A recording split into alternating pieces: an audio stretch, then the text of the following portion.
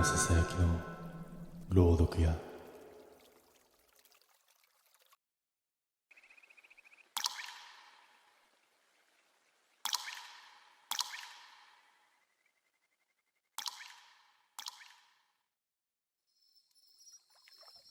今でもポケットに手を入れるたびにあの感触を思い出す。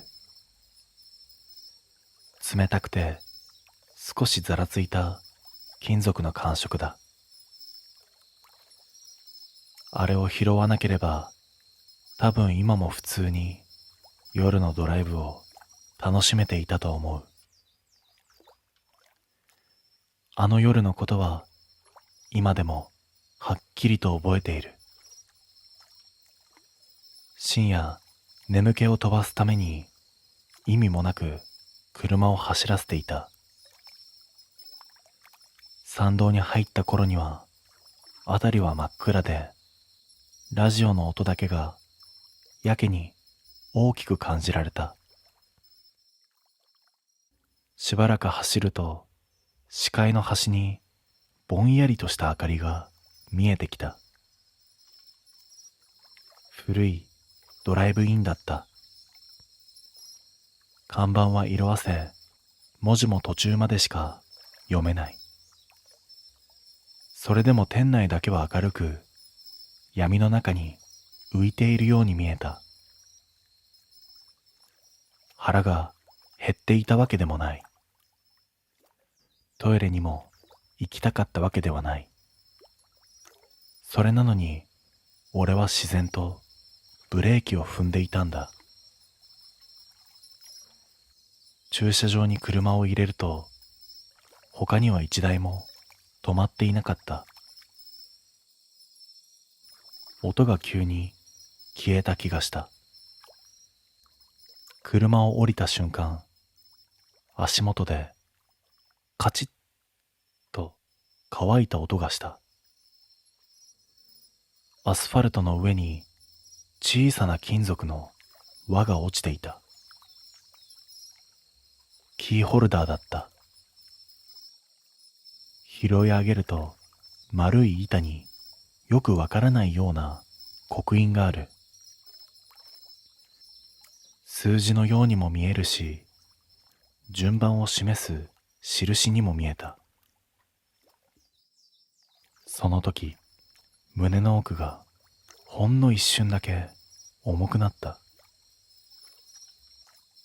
これは拾わない方がいい。そう思ったのに、俺はそれをポケットに入れてしまった。店の入り口を見ると、さっきよりも少しだけ暗くなっている気がした。今思えば、あの時点でもう始まっていたんだと思う。そのまま店には入らず、俺は車に戻った。理由はわからない。ただ、建物に近づきたくなかったんだ。エンジンをかけた瞬間、ポケットの中で金属がぶつかる音がした。走り出してからも、その音は何度も鳴った。カーブに差し掛かるたび、減速するたびに、まるでタイミングを合わせているようだった。俺は気味が悪くなり、信号待ちでポケットから取り出した。キーホルダーの表面に、さっきは気づかなかった細い傷が増えている。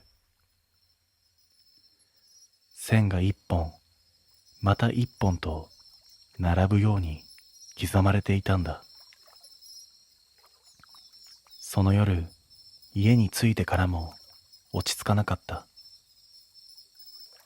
玄関の鍵を閉め、机の上にキーホルダーを置いた。しばらくして風もないのにカチッと音がした。見るとキーホルダーが机の端まで移動をしていた。俺は気のせいだと思い、引き出しにしまって眠りについた。だが夜中に目が覚めたとき、耳元であの金属音がした。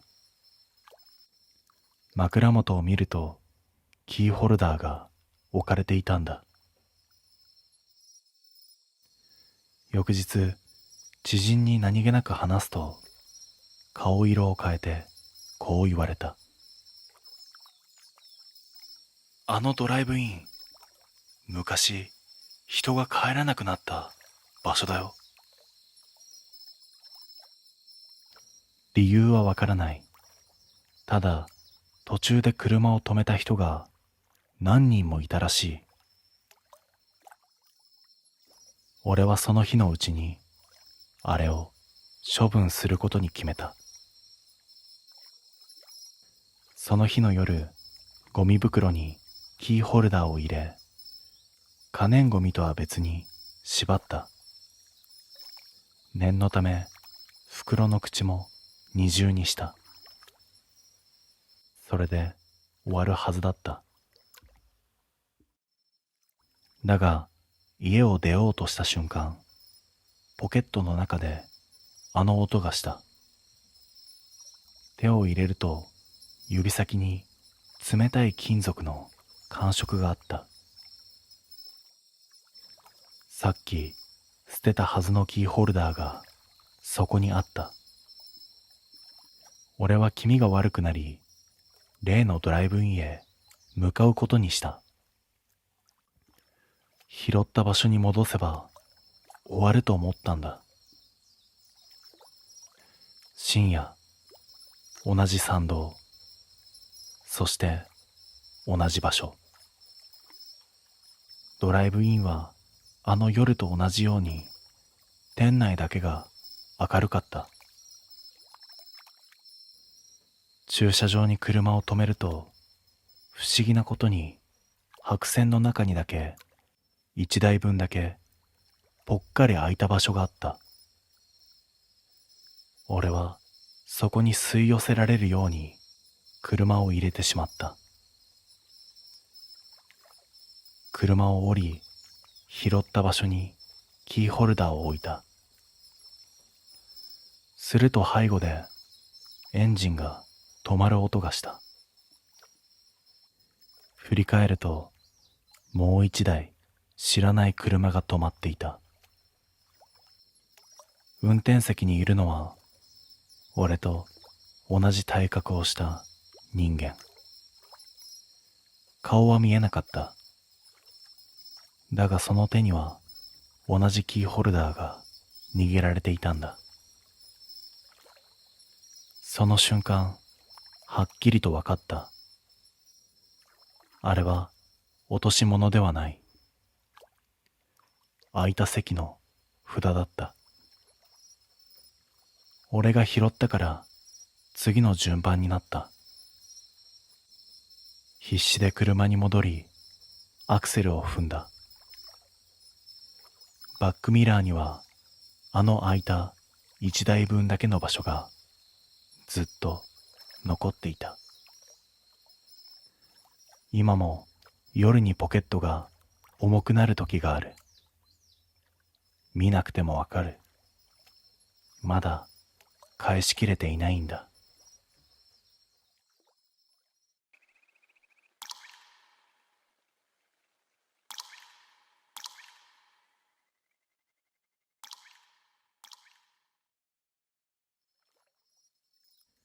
この話をすると必ず最初にこう聞かれる。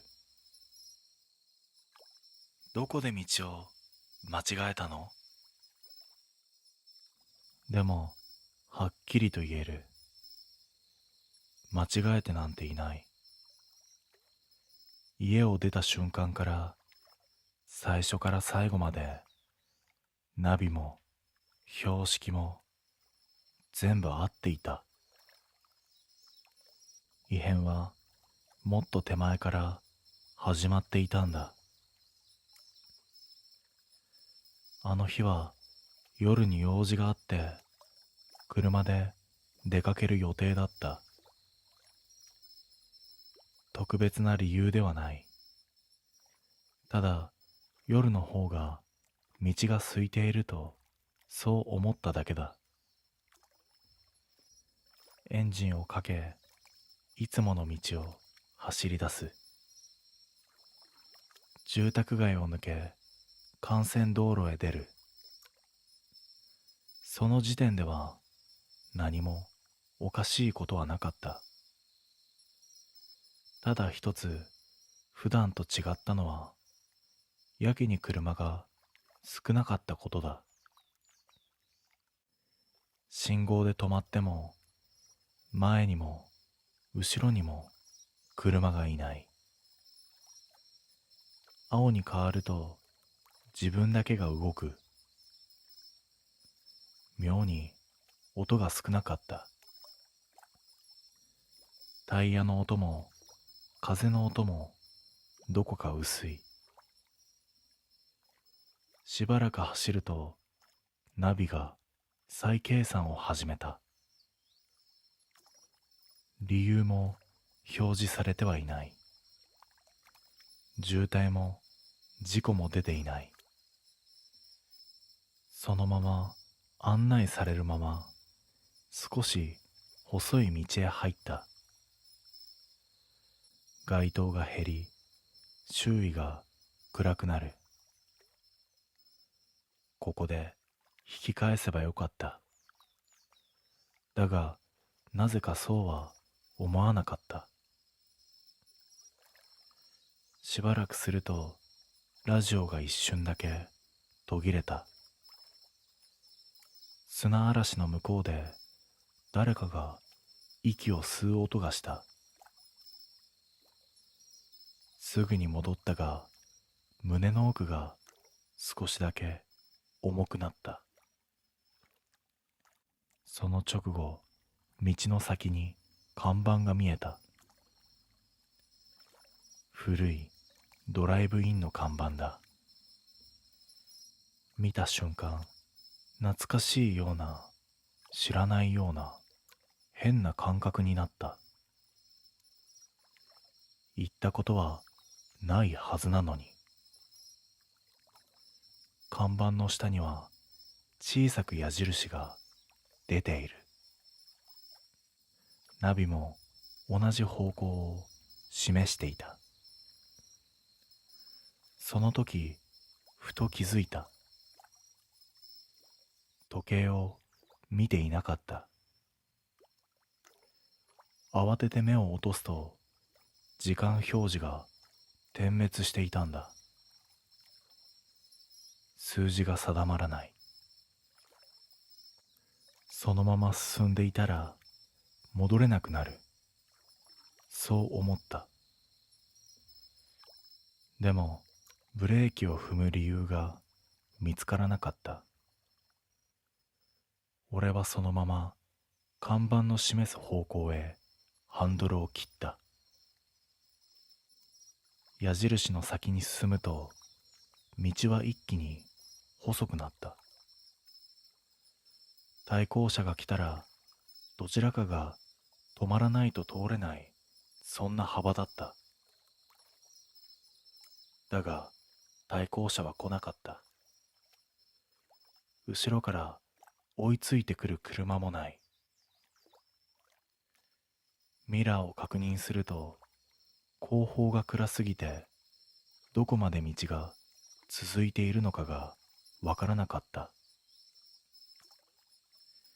さっきまで見えていた街の明かりも、いつの間にか消えていた。ナビは黙ったままだった。案内も再計算も出ない。地図表示だけが薄く残っている。だがその地図がおかしかった。道路は表示されているのに、自分の位置を示す矢印が少しずつ遅れて動いているんだ。ハンドルを切ってから一拍遅れて画面の矢印が向きを変えた。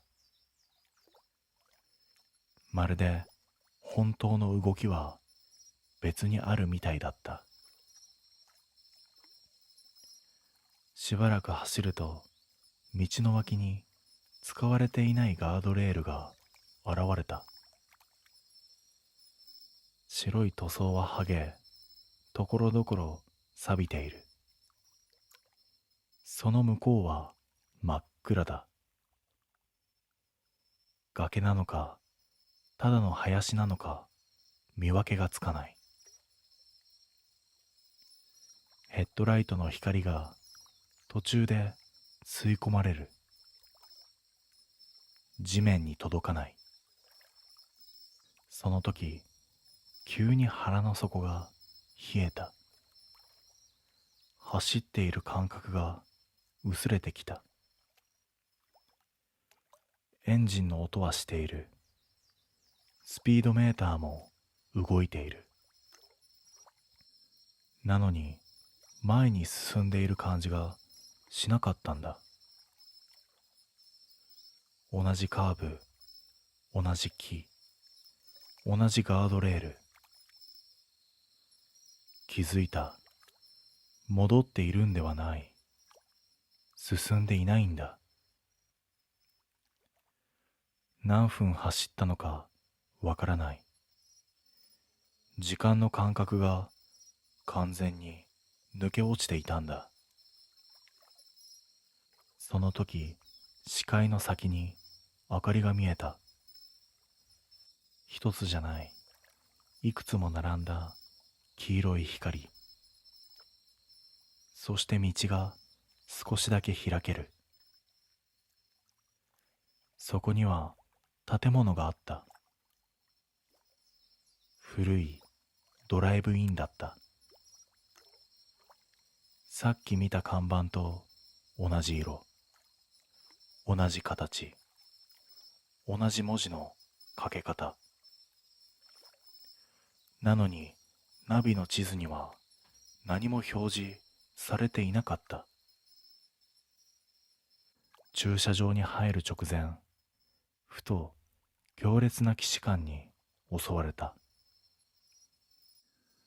なぜだかわからないが、俺はここを知っているようだった。来たことがないのに来たことがある場所だったんだ。駐車場に入った瞬間、エンジンの音が少し遠くなった。車を止めてもいないのに、音だけが先に離れていくんだ。俺は慌ててブレーキを踏み、ようやく車が止まった。周囲を見渡す。駐車場は広い。白線も引いてある。だが、車は一台も止まっていなかった。それなのに、地面にはタイヤの跡が無数に残っていたんだ。乾いた跡と、まだ新しい跡が入り混じっている。建物の正面には大きなガラスの窓。中は明るく、テーブルや椅子が見える。人影はない。ドアの横に営業時間の札がかかっていた。そこには24時間営業と、その下に小さく別の札がぶら下がっていた。朝まで。意味がわからなかった。車を降りると足元の感触が妙に軽い。地面を踏んでいるのに少し浮いているような感じがしたんだ。店の前まで歩くと自動ドアが音もなく開いた。中に入った瞬間、空気が変わった。外よりも少しだけ朝に近い匂いがしたんだ。コーヒーと油と長く使われていない布の匂い。店内は見た目よりも奥に長かった。入り口から見た以上に席が続いている。壁には風景写真が飾られていた。参道、夜の駐車場、暗いカーブ。どれもさっき走ってきた道だった。だが一枚だけまだ見ていない景色があったんだ。朝焼けの空とこのドライブイン。写真の下に日付が書いてある。それはなんと今日の日付だった。その瞬間、背後でドアが閉まる音がした。振り返ると入り口が壁になっていたんだ。外はどこにも見えない。代わりに店内の時計が目に入った。壁掛けの古い時計。針は午前4時58分で止まっていた。カチッという音がして秒針がほんの少しだけ動いたんだ。そして秒針がもう一度だけ動いた。59分。店内の照明がわずかに明るくなった。夜の光ではない、外が白み始めるあの時間の色だった。奥の席で誰かが立ち上がる気配がした。姿は見えない。だが椅子の数だけ確実に気配があったんだ。カウンターの向こうにいつの間にか人が立っていた。年齢も顔立ちもよくわからない。ただこちらを見ている。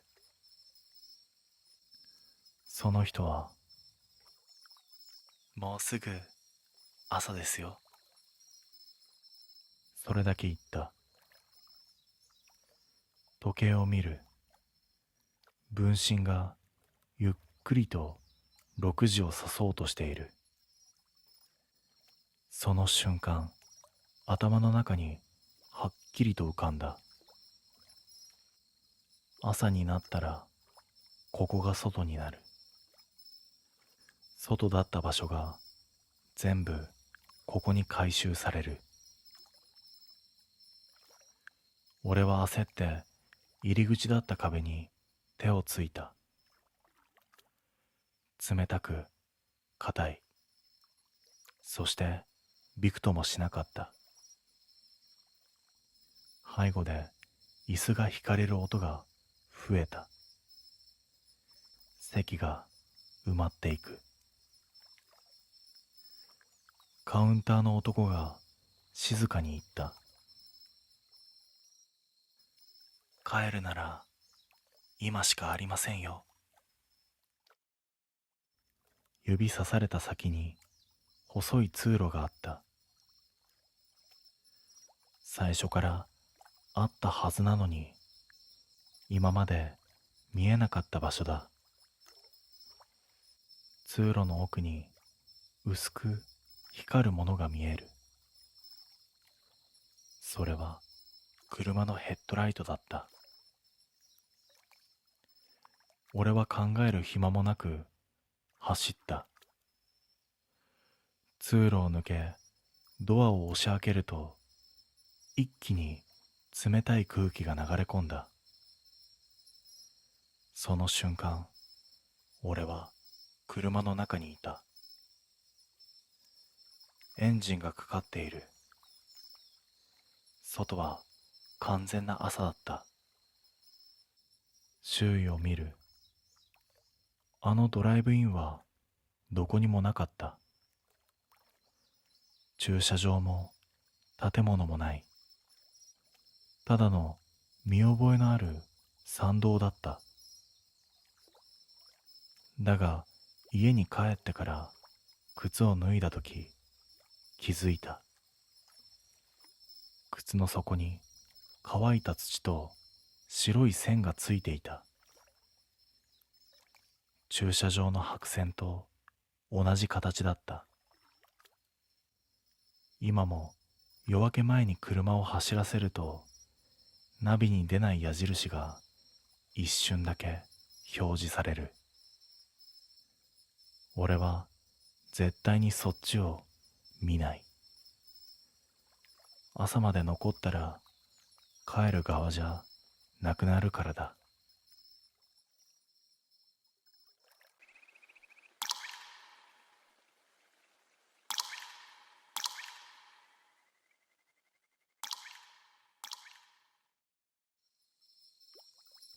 この話は何かを見たとか、その場で怖い目にあったとか、そういう話ではない。帰ってから少しずつ分かってきた話なんだ。今でも玄関のドアを閉めるたびに一瞬だけ本当に閉め切れたのかを確認してしまう。あの夜もただのドライブだった。仕事帰り遠回りをして帰ろうと思っただけだ。山道を抜ける途中、古いドライブインが見えた。営業しているようには見えなかったが、建物の中だけぼんやりと明かりが残っていた。入る気はなかった。本当にただ通り過ぎただけなんだ。車内からちらっと建物を見て、そのまま走り去った。止まってもいない。それなのに家に着いてからおかしなことに気づいた。玄関で靴を脱いだとき、靴の底がやけに汚れていた。山道を走っただけだ。車から一歩も降りてはいない。なのに土と草が靴の裏にこびりついていた。俺は不思議に思いながらも風呂に入り、その日は寝た。異変がはっきりと形になったのは翌朝だった。朝、目が覚めてすぐ玄関の方が気になった。理由はわからない。ただ確認しないといけないと思った。靴箱を開けると、昨日脱いだ靴の向きが揃え直されていた。俺はそんな几帳面な性格ではない。疲れていたし、確かに脱ぎっぱなしだった。靴底を見ると汚れは落ちていなかった。乾いた土と細い草が絡みついていた。その日の昼、車を使おうとしてもう一つおかしな点に気づいた。助手席の足元に白い紙が落ちていた。レシートだった。でも見覚えのないレシート。時間は昨夜、俺が家に着いた後の時刻。品名の欄には料理名ではなく数字が一つだけ印字されていた。金額はきっちりと支払い済み。頭の中に昨日見たドライブインが浮かんだ。だが、止まってもいないし、入ってもいない。そう思い込んでいた場所。俺は気味が悪くなり、その日は早めに帰宅をした。玄関を開けた瞬間、違和感がはっきりした。家の中に誰かがいた気配が残っていたんだ。空気が少しだけよそよそしかった。その夜、玄関に立ったまましばらく動けなかった。靴箱の下に見覚えのない影があった。靴一足分、余計な影だ。俺はゆっくりと数を数えた。靴は自分の分しかない。それなのに影だけが一つ多い。冷蔵庫を開けると中身が微妙に減っていた。自分が食べた量より少しだけ少ない。風呂場の床も濡れていた。使った覚えなんかない。極めつけは玄関のドアだった。内側から閉めたはずなのに、外から触ったような指の跡がうっすらと残っていたんだ。その形がはっきりわかった。指の数が一つ多かった。そこで全部つながった。俺はドライブインを通り過ぎただけではない。帰ってきたのは俺一人じゃなかった。それ以来、夜玄関の前で靴を揃える音がする。次に揃えられるのは俺の分か、もう一足分か。わからないまま今日もドアを閉めている。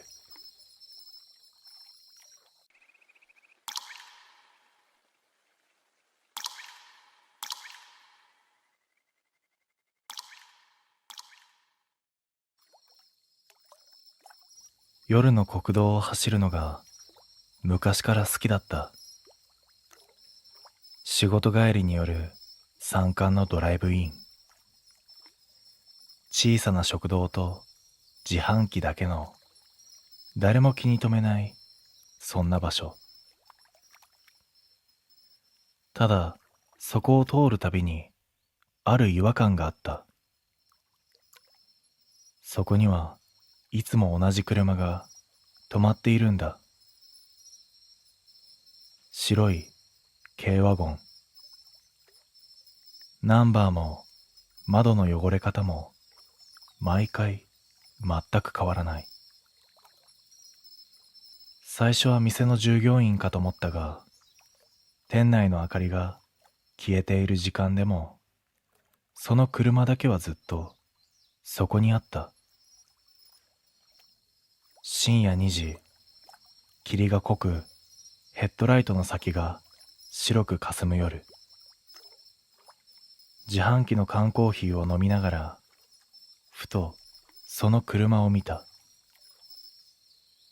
窓ガラスがうっすらと曇っていて、中は見えない。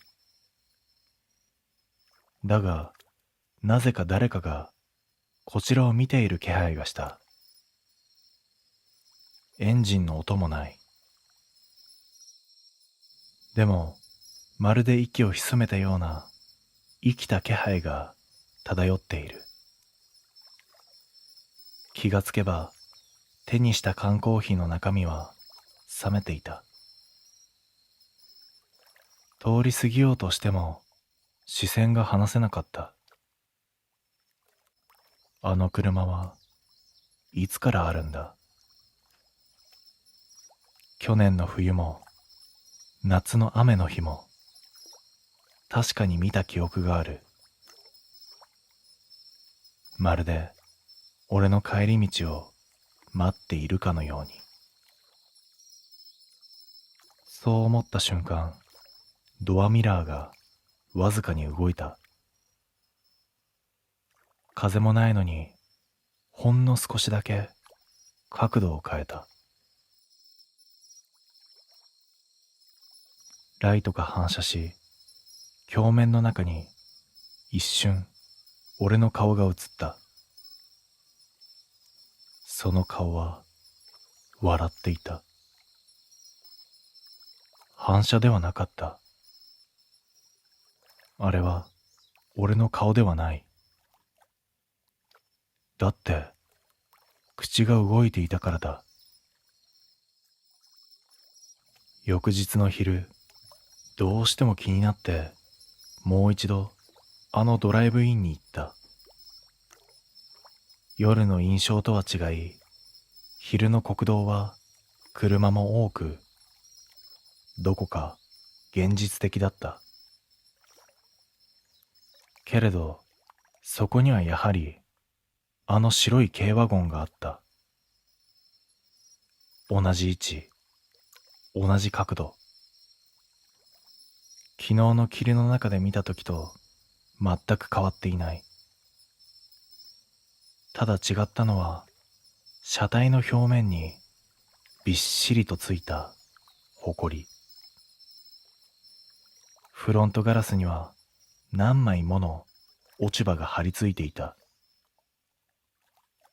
つまり、その車は動いていない。少なくとも長い間は誰も乗っていない。俺はゆっくりと近づいてみた。中を覗こうとした瞬間、胸の奥に重い不安が広がる。昨日の夜、窓に映ったあの顔が、ふと脳裏に浮かんだ。あれは自分の反射じゃなかったという確信が離れなかった。助手席側のガラス越しに中を覗いた。そこには灰色に変色したシートと破れたビニール傘、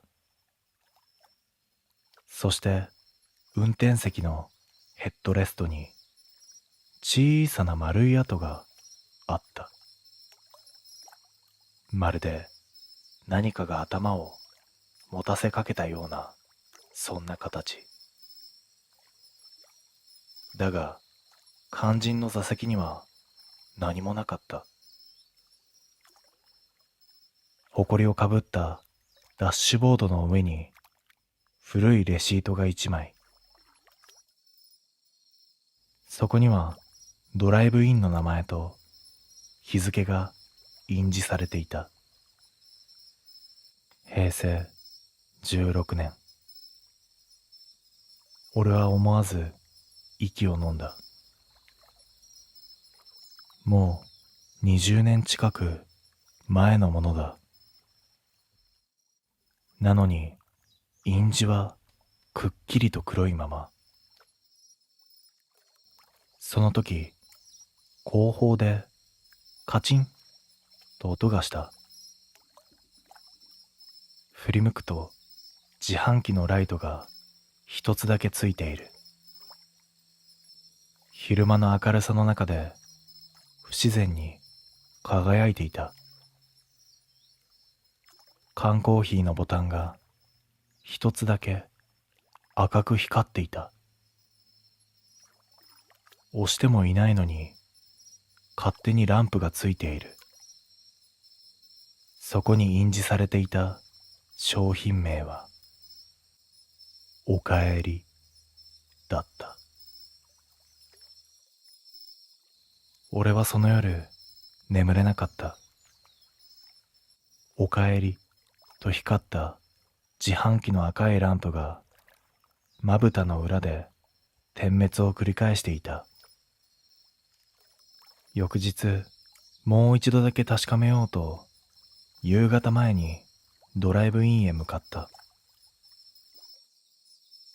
昼とは打って変わって空気が重く湿っていた。だが車はなかった。昨日まで確かにあったあの白い軽ワゴンが影も形もなかった。置いてあったアスファルトにはタイヤの跡すら残っていない。ただ駐車していたはずの場所の地面が他よりもわずかに黒く濡れて見えた。しゃがみ込むとそこに小さな破片が散らばっていたんだ。白い塗装片のような薄い板状の破片。手に取った瞬間、指先にぬるい感触が残った。それは乾いた血のようなそんな色をしていた。ふと顔を上げると自販機のライトがまた一つだけついていた。昨日と同じおかえりのボタン。しかし近づくとその文字は消えていた。代わりにボタンの透明部分の奥に白いものが浮かんでいた。それは人間の目だった。中からこっちを見ていた。カッと見開いたまま乾いていた。昨日あの車の窓越しに見えた顔と全く同じ目だった。俺は気がつけば足が震えていた。逃げ出そうとして振り返ったとき、店の裏手、薄い闇の奥に白い車が見えた気がした。エンジンはかかっていない。けれど運転席の窓にははっきりと映っていた。ハンドルを握る俺の姿が。そしてその口がゆっくりと動いた。おかえりと。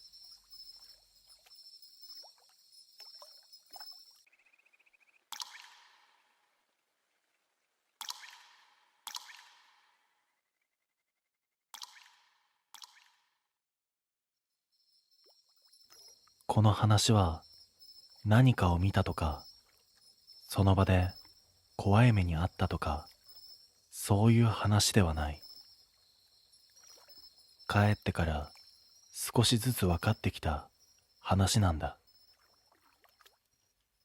今でも玄関のドアを閉めるたびに一瞬だけ本当に閉め切れたのかを確認してしまう。あの夜もただのドライブだった。仕事帰り遠回りをして帰ろうと思っただけだ。山道を抜ける途中、古いドライブインが見えた。営業しているようには見えなかったが、建物の中だけぼんやりと明かりが残っていた。入る気はなかった。本当にただ通り過ぎただけなんだ。車内からちらっと建物を見て、そのまま走り去った。止まってもいない。それなのに家に着いてからおかしなことに気づいた。玄関で靴を脱いだとき、靴の底がやけに汚れていた。山道を走っただけだ。車から一歩も降りてはいない。なのに土と草が靴の裏にこびりついていた。俺は不思議に思いながらも風呂に入り、その日は寝た。異変がはっきりと形になったのは翌朝だった。朝、目が覚めてすぐ玄関の方が気になった。理由はわからない。ただ確認しないといけないと思った。靴箱を開けると、昨日脱いだ靴の向きが揃え直されていた。俺はそんな几帳面な性格ではない。疲れていたし、確かに脱ぎっぱなしだった。靴底を見ると汚れは落ちていなかった。乾いた土と細い草が絡みついていた。その日の昼、車を使おうとしてもう一つおかしな点に気づいた。助手席の足元に白い紙が落ちていた。レシートだった。でも見覚えのないレシート。時間は昨夜、俺が家に着いた後の時刻。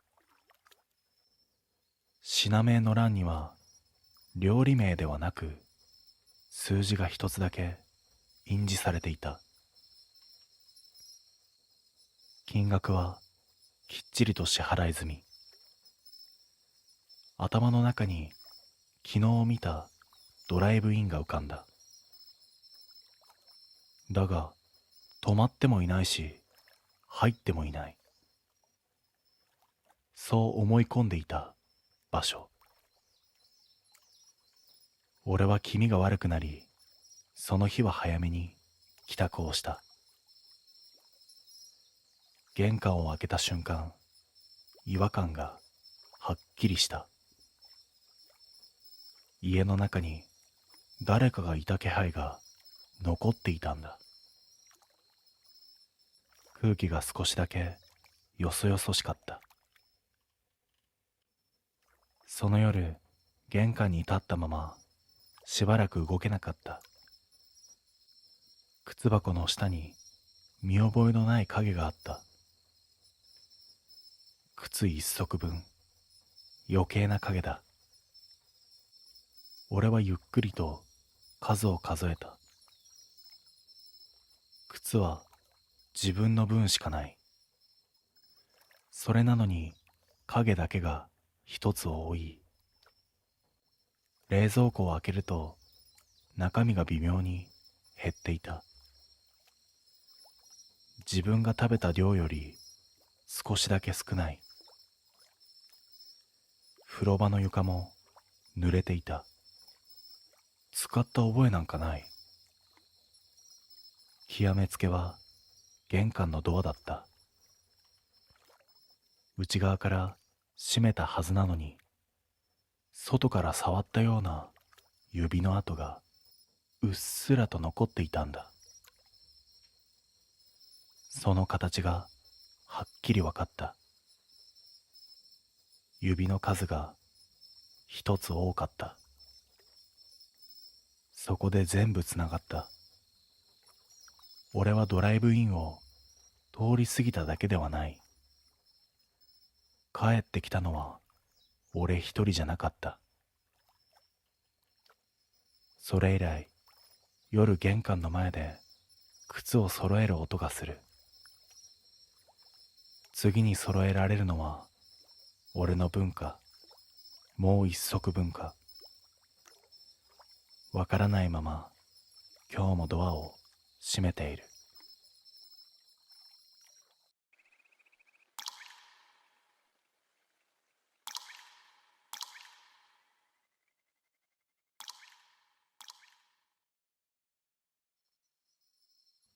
今思い返すと、あのドライブインに入った時点でも終わっていたんだと思う。あの日は仕事が長引いて帰りが深夜になった。山道を抜けるルートで家まであと1時間ほど。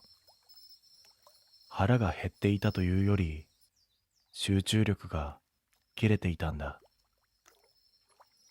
何か温かいものを口に入れたかった。そんな時、道の脇に古いドライブインの看板が見えた。照明は弱く、文字も色あせている。それでも営業中とだけははっきりと分かった。駐車場に車を入れると、他には一台も止まっていなかった。妙に静かだったが、店内には明かりがついている。ガラス戸を開けると鈴の音が鳴った。中は思ったよりも広く、テーブル席がいくつも並んでいる。だが客の姿はなかった。厨房の奥から足音が聞こえた。年配の男性が一人無言で出てきた。まだやってますか？そう聞くと、男は一瞬だけ俺の後ろを見た。そして短くうなずいた。案内されたのは入り口近くの席ではなかった。店の一番奥、窓際の少し暗い席だった。そこへどうぞ。言われるまま座ったが、違和感があった。周りの席にも箸も水も何も置かれていない。なのに俺の前だけ最初から全部揃っていたんだ。まるで最初から俺が来ることを知っていたみたいに。男は注文も取らずにそのまま厨房へ戻った。店内には俺の咀嚼音とどこかで鳴る時計の音だけが残った。その時ふと気づいた。この店は外から見た時より奥が長い。しばらく待っても誰も来なかった。水は減らない。厨房から音もしない。それなのに店の奥だけが妙に落ち着かなかった。視線を動かすと、俺の座っている席のさらに奥に通路があるのが見えた。さっき入った時には気づかなかったはずの通路だ。壁だと思っていた場所が少しだけ引っ込んでいる。その先は暗く、照明が届いていない。目を凝らしていると、通路の奥で何かが動いた気がした。人影のようにも見えたが、はっきりしない。ただ、こちらを向いているのは分かった。その瞬間、背中に嫌な汗がにじんだ。すいません。声を出したつもりだったが、自分の声がやけに遠く聞こえたんだ。もちろん返事はない。代わりに厨房の方からカチャッと音がした。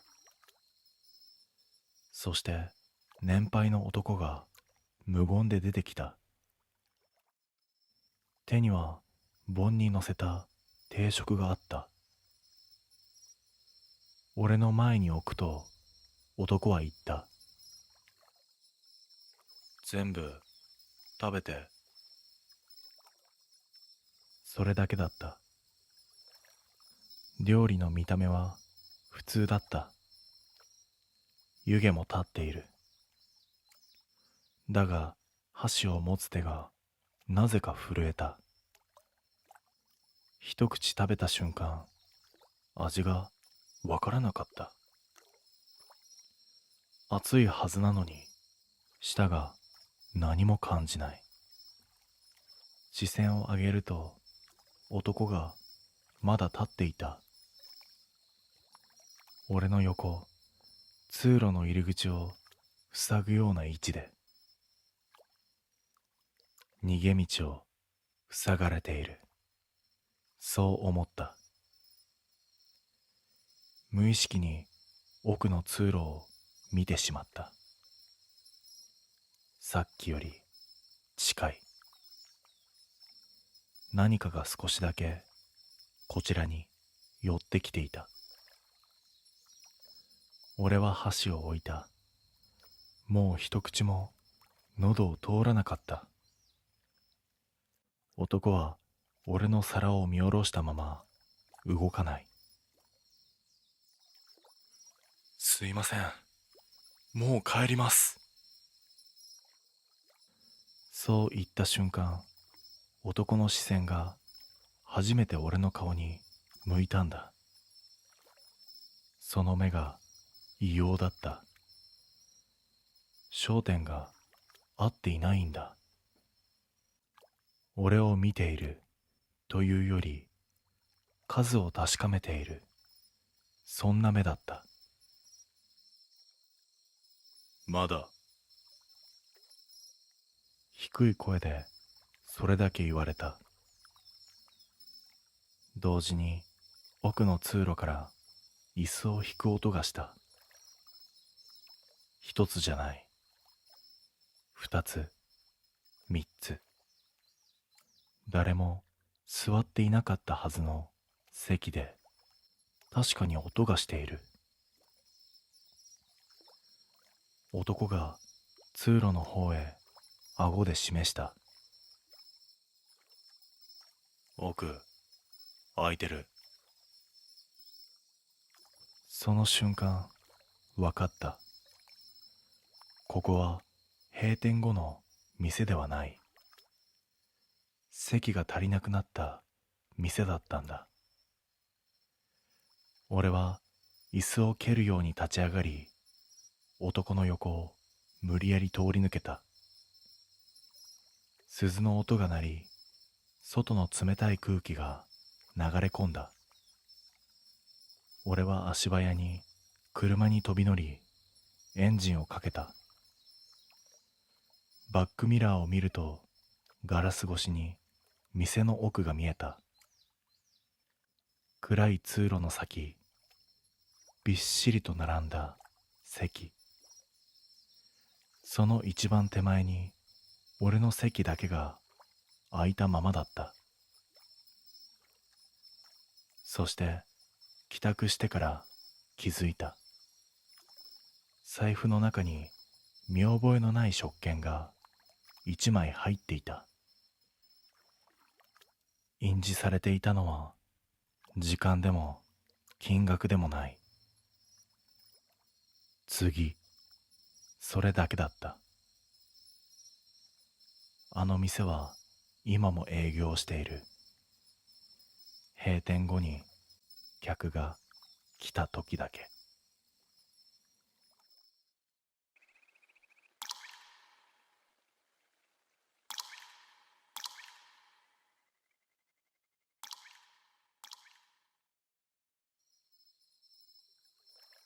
この話をすると必ずこう言われる。なんでその時エンジン切ったの？自分でも今なら同じことを言うと思う。でもあの時は切るのが当たり前だと思っていたんだ。あれは仕事帰りの夜だった。深夜に近く、道は空いていた。ただ、異様に静かだったのを覚えている。参道に入ったあたりで、急にラジオが混戦した。音楽が途切れ、知らない声が一瞬だけ流れた。内容は聞き取れなかった。だが、最後に聞こえた一言だけは、妙にはっきりとしていたんだ。切るな。そう聞こえた。気のせいだと思った。山道ではよくある。そう自分に言い聞かせて走り続けた。しばらくすると前方に明かりが見えてきた。それは古いドライブインだった。看板はあるが文字はほとんど消えている。それでも建物の中だけは明るかった。腹は減っていなかった。ただそのまま通り過ぎるのがなぜか怖かったんだ。駐車場に入ると他の車は一台もない。車を止め何も考えずにエンジンを切った。その瞬間、あたりの音がごっそりと消えたんだ。風の音も虫の声もない。聞こえるのは自分の呼吸だけ。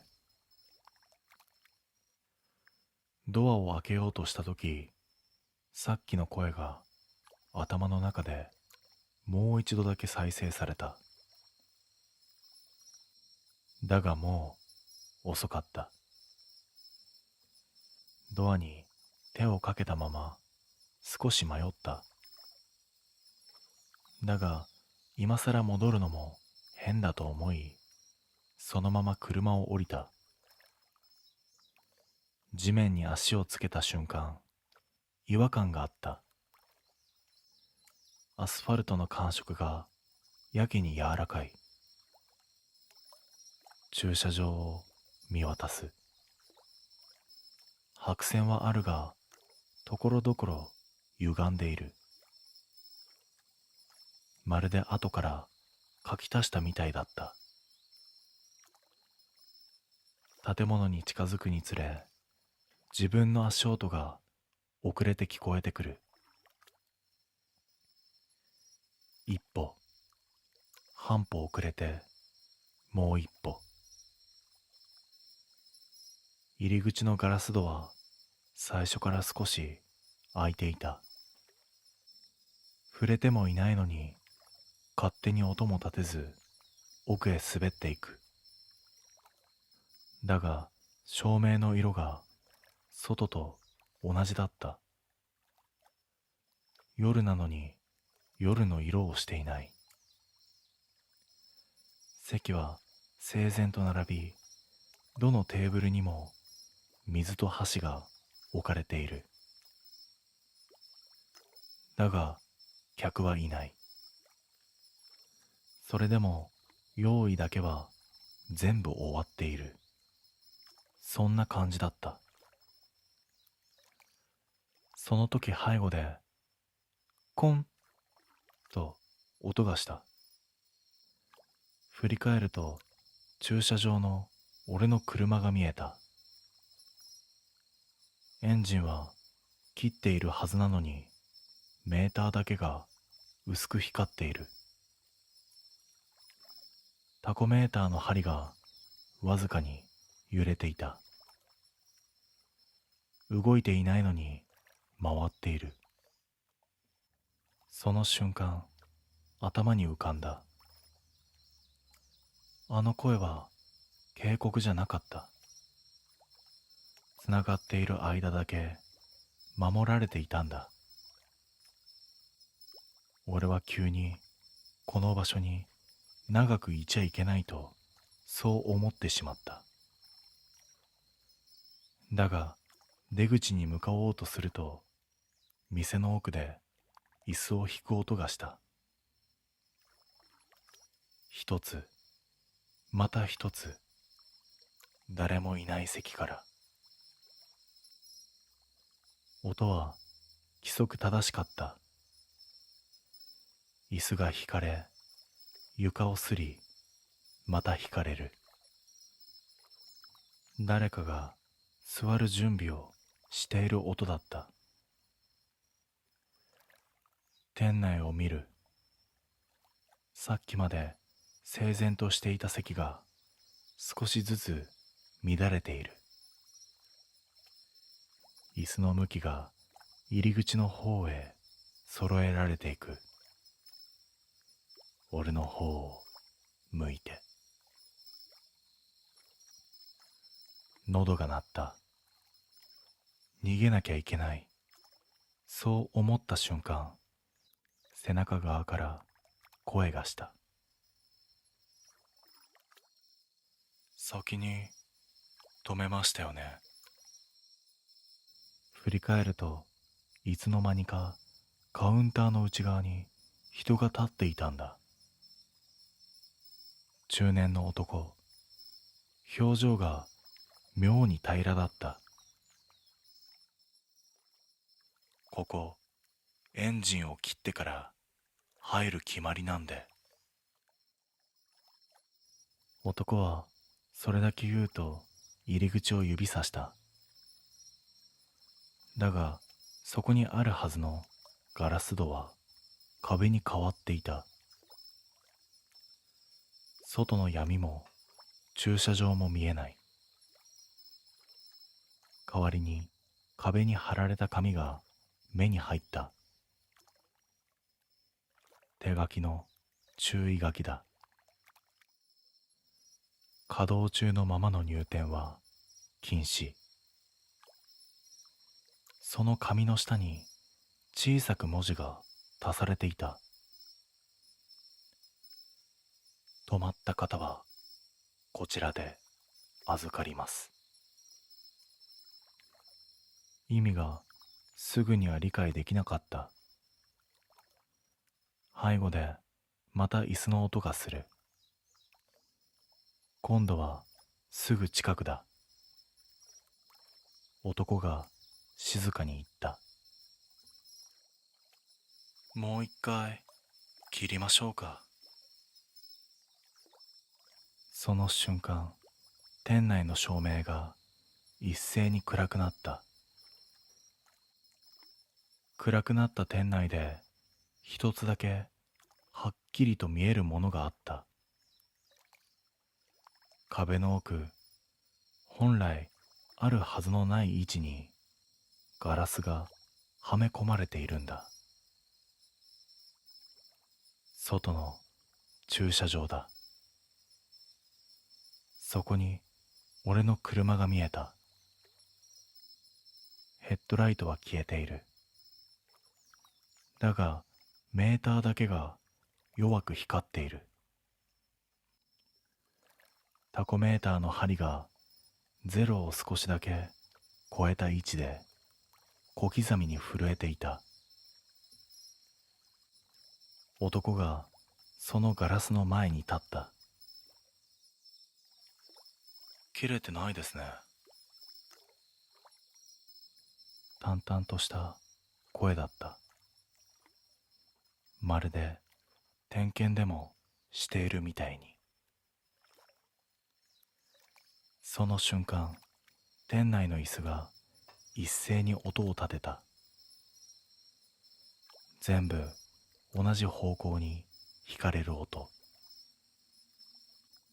ガラス越しに見える車の中でハンドルが勝手に回った。エンジンの音はしない。それなのにメーターだけが反応している。男が俺の方を向いた。中と外が切れたら、次はこっちが動きます。それで意味がわかった。エンジンを切ったとき、俺は外に戻る道を自分で閉じてしまったんだ。次に切れるのは俺の番だ。その瞬間、駐車場の車のメーターの明かりが完全に消えた。同時に背後の席で誰かが立ち上がる気配がした。気づいた時には俺は外にいた。朝だった。車はドライブインの前に止まっている。エンジンはかかりっぱなしだった。今もあの山道を通るときは絶対にエンジンを切らない。理由は一つだ。次に切った瞬間、今度こそ中と入れ替わってしまうんだ。